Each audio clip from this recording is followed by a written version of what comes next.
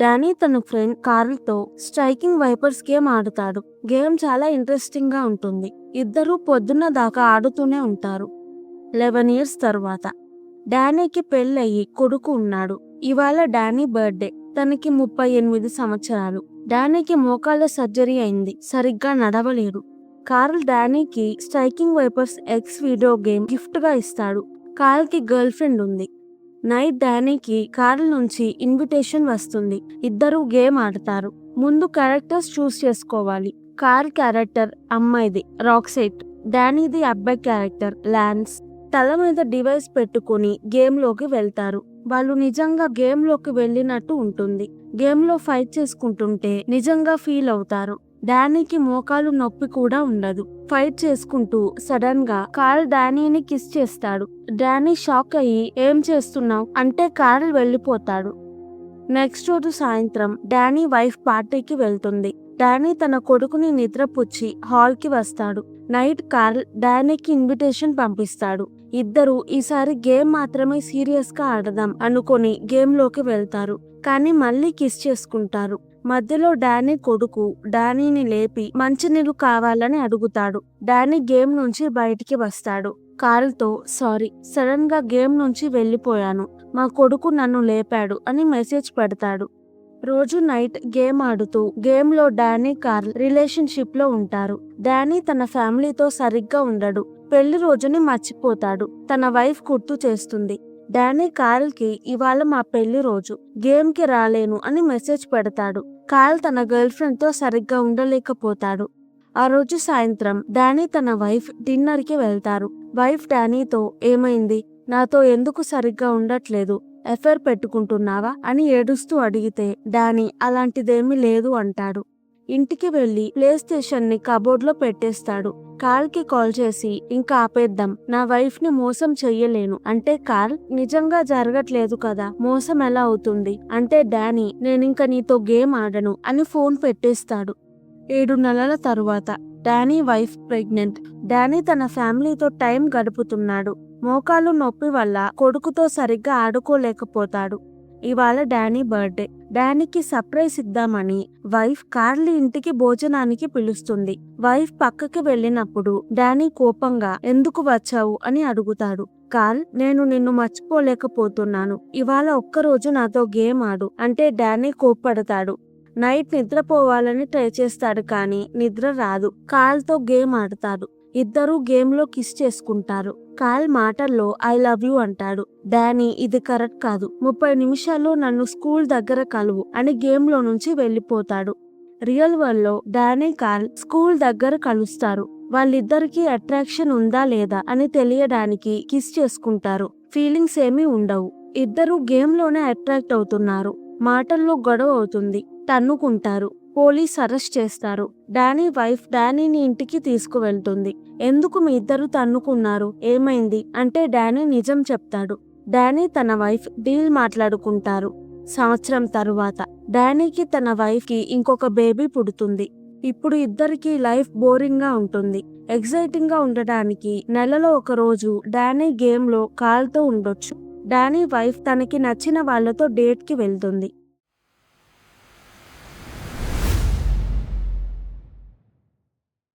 2018 cab driver Chris స్మిథరీన్స్ అనే social media company దగ్గరలో pickup drop చేస్తూ ఉంటాడు. ఒక ఆమె స్మిథరీన్స్ కంపెనీ నుంచి బయటికి వచ్చి క్రిస్ కార్ ఎక్కుతుంది. క్రిస్ నువ్వు స్మిథరీన్స్ లో పని చేస్తున్నావా అంటే ఆమె లేదు అంటుంది. క్రిస్ థెరపీకి వెళ్తూ ఉంటాడు. అక్కడ ఒక ఆమె కూతురు సూసైడ్ చేసుకుని చనిపోయింది. ఎందుకు సూసైడ్ చేసుకుందో అమ్మకి తెలియదు. కూతురు పర్సోనా యాప్ లో లాగిన్ అయ్యి డైరీ చూద్దాం అనుకుంటుంది. కానీ పాస్వర్డ్ తెలియదు. రోజు 3 పాస్వర్డ్స్ ట్రై చేస్తుంది. పాస్వర్డ్స్ తప్పైతే యాప్ నెక్స్ట్ రోజు దాకా లాక్ అయి ఉంటుంది. నెక్స్ట్ రోజు ఆమె మళ్ళీ ట్రై చేస్తుంది. అలా ఆమె చాలా రోజుల నుంచి ట్రై చేస్తూ ఉంటుంది. ఒక రోజు స్మిథరీన్స్ లో పనిచేసే అతను జేడెన్ క్రిస్ క్యాబ్ ఎక్కుతాడు. జేడెన్ ఎయిర్పోర్ట్ కి వెళ్ళాలి. క్రిస్ ఎయిర్పోర్ట్ దారిలో ట్రాఫిక్ ఉంది, నేను షార్ట్ కట్ లో తీసుకువెళ్తాను అంటాడు. జేడెన్ ఫోన్ చూసుకుంటూ సరే అంటాడు. క్రిస్ ఎవరూ లేని చోట కార్ ఆపి జేడెన్ వైపు గన్ చూపిస్తాడు. తాడిచ్చి జేడెన్ తో నీ చేతులు కట్టేసుకో అంటాడు. జేడెన్ కి భయం వేస్తుంది. జేడెన్ స్మిథరిన్స్ లో ఎంప్లాయీ కాదు, ఇంటర్న్. ఇవాళ ఆఫీస్లో తన మొదటి వారం, అందుకే సూట్ వేసుకున్నాడు. క్రిస్ కి జేడెన్ ఇంటర్న్ అని తెలిసి కోపం వస్తుంది. స్మిథరిన్స్ లో పనిచేసే వాళ్ళని తిడతాడు. స్మిథరిన్స్ లో చాలా మంది ఉన్నారు, అందరూ సూట్స్ వేసుకొని ఉన్నారు. ఎవరు అక్కడ ఎంప్లాయీస్ అని నాకు తెలియట్లేదు, అందరూ ఎప్పుడు ఫోన్ చూస్తూ ఉంటారు అని కోపంగా అంటాడు.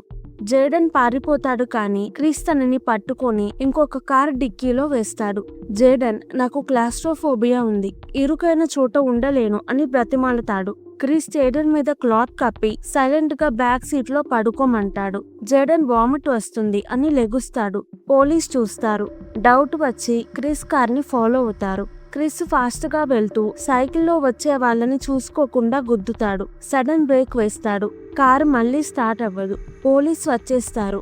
క్రిస్ కార్ దిగి దగ్గరికి రావద్దు లేదా జేడెన్ ని షూట్ చేస్తాను అంటే పోలీస్ దగ్గరికి రారు. క్రిస్ కొంచెం సేపు ఆలోచించి జేడెన్ తో మీ బాస్ బిల్లీకి కాల్ చెయ్యి అంటాడు. జేడెన్ చేరి వారమే అవుతుంది. తనతో బిల్లీ నెంబర్ ఉండదు. హెచ్ఆర్ తెలుసు, కానీ జేడెన్ హెచ్ఆర్ కి కాల్ చేయడానికి ఫోన్ ఇంకొక కారులో పడిపోయింది. క్రిస్ తన నెంబర్ తో స్మిథరిన్స్ రిసెప్షన్ కి కాల్ చేసి హెచ్ఆర్ నెంబర్ కనుక్కొని కాల్ చేస్తాడు. హెచ్ఆర్ చీఫ్ ఆపరేటింగ్ ఆఫీసర్ ఫినాలపీకి కాల్ చేసి సిచ్యువేషన్ చెప్తుంది. క్రిస్ కార్ బయట క్రిస్ జేడెన్ గురించి ఇన్వెస్టిగేట్ చేస్తూ ఉంటారు. జేడెన్ క్రిస్ తో నా కోసం బిల్లీ నీకు డబ్బులు ఇవ్వడు, నేను ఇంటర్ని అంతే అంటాడు. బయట క్రిస్ కుద్దిన సైకిల్ వాళ్ళు అంతా వీడియో తీస్తూ ఆన్లైన్ లో పెడుతున్నారు.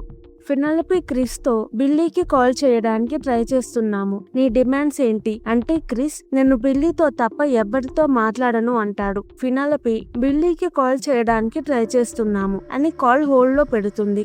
కాల్ రికార్డ్ చేస్తూ ఉంటారు. క్రిస్ ఫోన్ ని హ్యాక్ చేస్తారు. వాళ్ళకి క్రిస్ ఇదే నా ఆఖరి రోజు అంటూ ఉండడం వినిపిస్తుంది. పోలీస్ క్రిస్ కార్ ఎవరి పేరు మీద ఉందో వాళ్ళ ఇంటికి వెళ్తారు. కారు క్రిస్ అమ్మది. తను కొన్ని నెలల క్రితం చనిపోయింది. క్రిస్ ఇంతకు ముందు టీచర్ గా పనిచేశాడు. 2015లో అతనికి యాక్సిడెంట్ అయింది. యాక్సిడెంట్ లో తన భార్య చనిపోయింది. అప్పటి నుంచి తను ఎవరితో మాట్లాడట్లేదు. కొన్ని నెలలుగా క్యాబ్ డ్రైవర్ గా చేస్తున్నాడు. స్మిథరిన్స్ దగ్గరలో ఉన్న రైడ్స్ మాత్రమే యాక్సెప్ట్ చేస్తున్నాడు. పోలీస్ క్రిస్ తో మాట్లాడడానికి ట్రై చేస్తారు. క్రిస్ బిల్లీని నాతో మాట్లాడించండి, ఎవరికి ఏమీ ప్రాబ్లం ఉండదు అంటాడు. పోలీస్ క్రిస్ ని పాయింట్ బ్లాంక్ లో ఉంచుతారు. క్రిస్ వెనుక జేడెన్ ఉంటాడు. క్రిస్ ని షూట్ చేస్తే జేడెన్ కి కూడా తగులుతుంది అని ఆగారు. ఫినాలపీకి బిల్లీ ఎక్కడ ఉన్నాడో తెలుసు. బిల్లీ వెకేషన్ లో ఉన్నాడు. 10 రోజులు ఎవ్వరితో మాట్లాడడు. ఫోన్, ఇంటర్నెట్ ఏమీ వాడడు. మెడిటేషన్ చేస్తూ ఉంటాడు. ఫినాలపీకి బిల్లీని డిస్టర్బ్ చెయ్యాలని లేదు, కానీ పరిస్థితుల వల్ల బిల్లీ ఉన్న దగ్గరికి ఒక ఆమెని పంపి ఏం జరిగిందో బిల్లీకి చెప్పిస్తుంది. బిల్లీ నేను క్రిస్ తో మాట్లాడతాను అంటాడు. కార్లో క్రిస్ కి తన వైఫ్ గుర్తొచ్చి ఏడుస్తాడు. జేడెన్ నేను ఈ కార్లో ఉన్నానని మా అమ్మకి తెలిస్తే టెన్షన్ పడుతుంది అంటాడు. క్రిస్ నీకేమీ అవ్వదు, నా దగ్గర ఉన్నది నిజం గన్ కాదు అంటాడు. పోలీస్ అది వింటారు. చిన్నగా కార్ దగ్గరికి వస్తారు. ప్రెస్ అంతా ఇంటర్నెట్ లో పెడుతున్నారు. క్రిస్ సోషల్ మీడియాలో చూస్తాడు. పోలీస్ కి గన్ నిజం కాదు అని తెలిసిపోయింది అని ఉంటుంది. క్రిస్ వెంటనే అద్దం తీసి ఇది నిజమైన గన్ అని గాలిలో షూట్ చేస్తాడు. అది నిజమైన గన్నే. పోలీస్ క్రిస్ ని షూట్ చేస్తారు. గురి తప్పి క్రిస్ చేతికి బుల్లెట్ తగులుతుంది. జేడెన్ టెన్షన్ పడకుండా ఉంటాడని క్రిస్ గన్ గురించి అబద్ధం చెప్పాడు.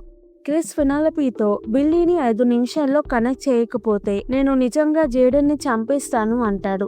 ఇదంతా బిల్లీ కూడా వింటున్నాడు. ఫినాలపీని క్రిస్ నెంబర్ అడుగుతాడు. ఫినాలపీ నువ్వు క్రిస్ తో మాట్లాడడం ప్రమాదం అని నెంబర్ ఇవ్వదు.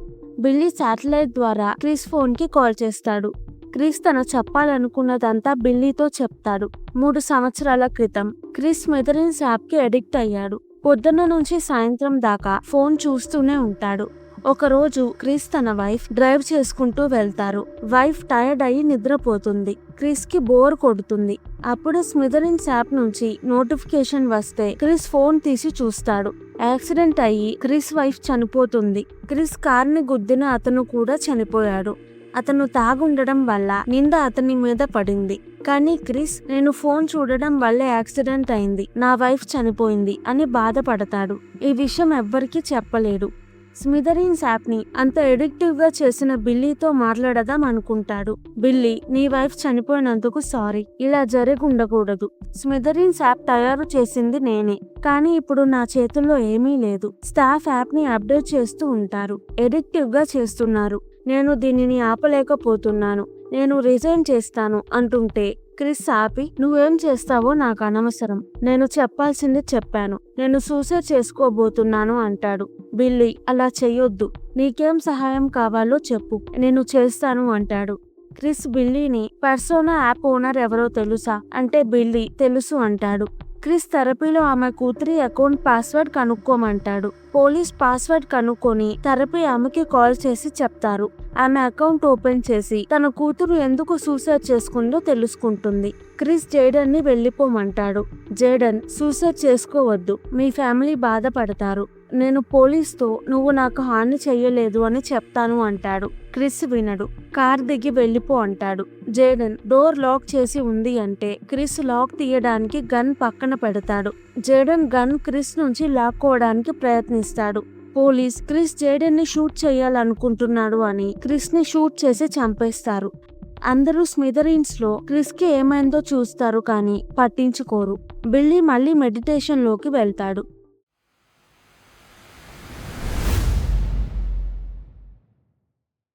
రేచల్ యాష్లీ అనే పాప్ స్టార్ కి పెద్ద ఫ్యాన్. ఎప్పుడూ యాష్లీ పాటలు వింటూ ఉంటుంది. ఒకరోజు యాష్లీ ఇంటర్వ్యూ ఇస్తుంది. యాష్లీ ఆంటీ తన మేనేజర్. యాష్లీ 2 బొమ్మని ప్రమోట్ చేస్తుంది. అది చిన్న రోబోట్. యాష్లీ లానే మాట్లాడుతుంది. రేచల్ నాన్నతో, నాకు యాష్లీ 2 కావాలి అంటే నాన్న రేచల్ బర్త్డేకి యాష్లీ 2ని గిఫ్ట్గా ఇస్తాడు. యాష్లీ నిద్రలో ట్యూన్ వస్తే వెంటనే లెగిచి బుక్లో రాసుకుంటుంది. లిరిక్స్ పాడుతూ ఉంటుంది.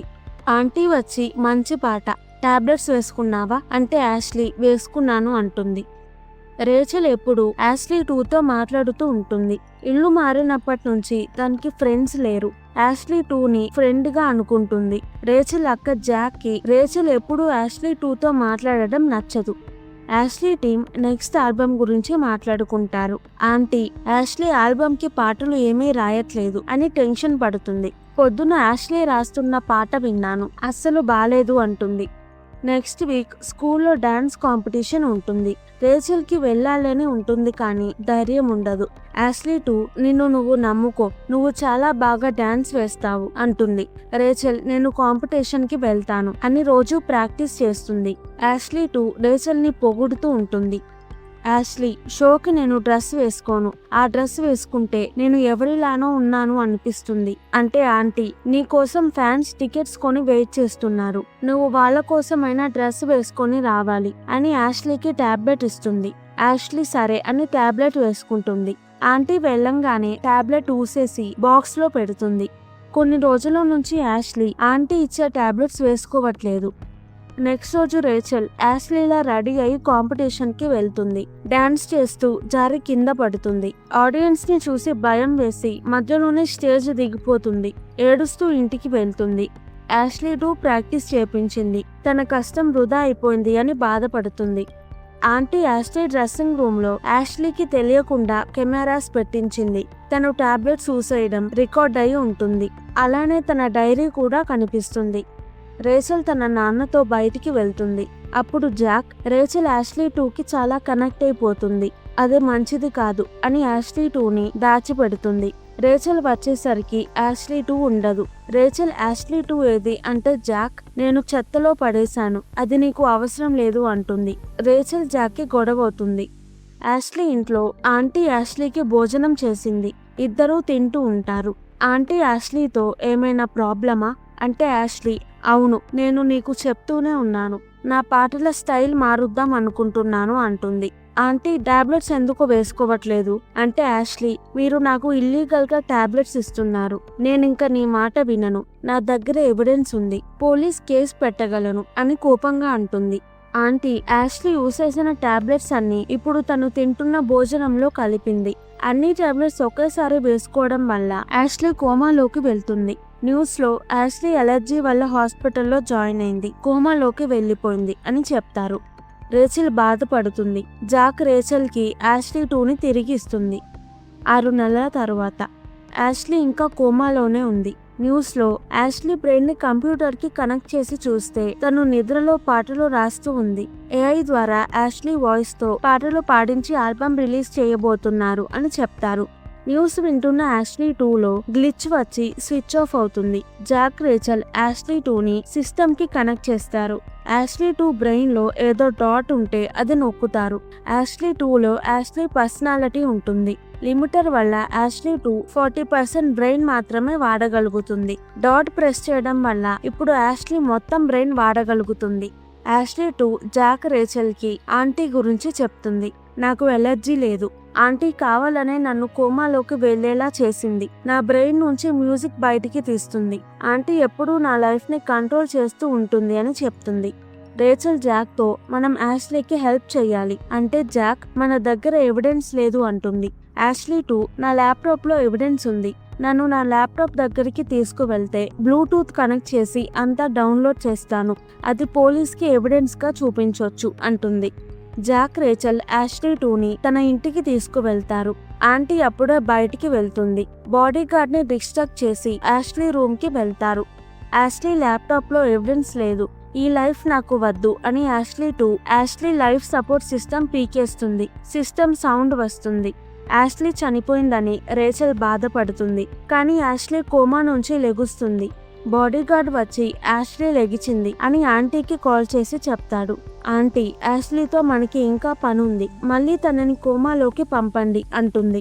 గార్డ్ యాష్లీకి ఇంజెక్షన్ ఇవ్వబోతుంటే జాక్ రేచల్ గార్డ్ ని కొట్టి యాష్లీని అక్కడ నుంచి తీసుకువెళ్తారు.